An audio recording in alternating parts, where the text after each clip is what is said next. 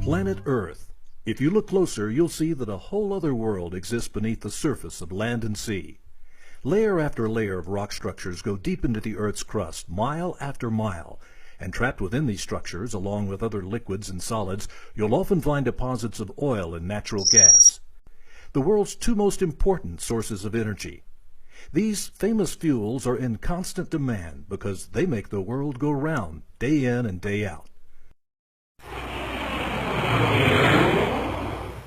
So how do you find something that's completely hidden beneath the Earth's surface? It's a mystery that people in the oil and gas industry are always trying to solve, and for very good reason. Drilling for hydrocarbons is expensive. And before they spend money on equipment and crews, exploration and production companies need a reliable strategy for pinpointing where to drill.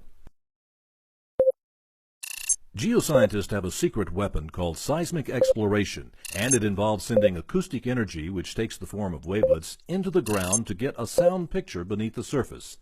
It's complicated, so let's start with the analogy of bats.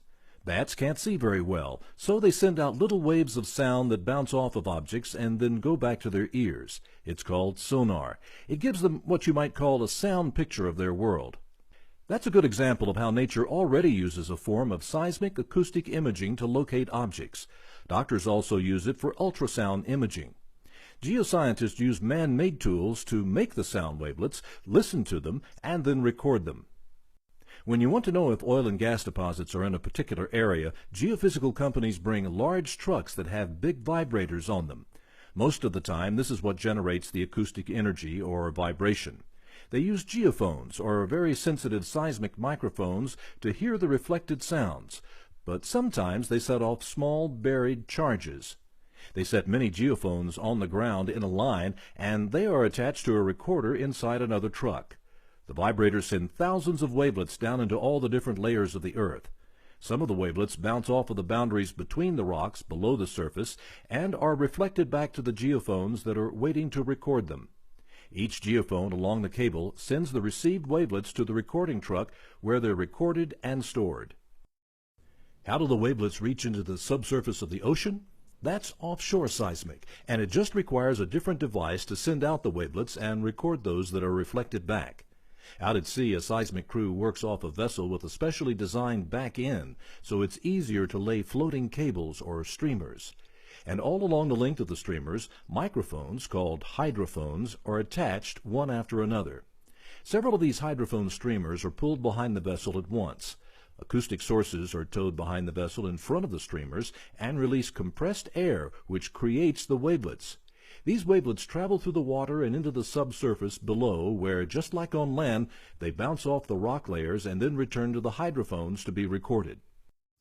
Here's what seismic looks like after it's been recorded. Basically, it's a bunch of squiggles. There are still a few more steps to go before it begins to look like an actual picture of the Earth's interior. Right now, the data is still in its raw form. To get a picture that actually looks like the Earth beneath us, the data has to be processed. It takes a large supercomputing PC cluster to process the seismic data. These computers go through all the different traces made by the wavelets and filter out everything we don't need, such as vibrations made by a tractor in a field nearby. Using really amazing computer applications and working on state-of-the-art workstations, geoscientists can see the seismic data translated into a 3D picture. You might be thinking, I don't see any oil and gas there.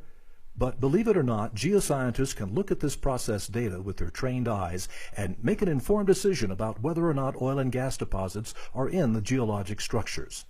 Seismic data leads to a high percentage of drilling success with less risk to the environment. And in a world where the demand for oil and gas is increasing faster than the supply, good seismic information will lead to more affordable energy.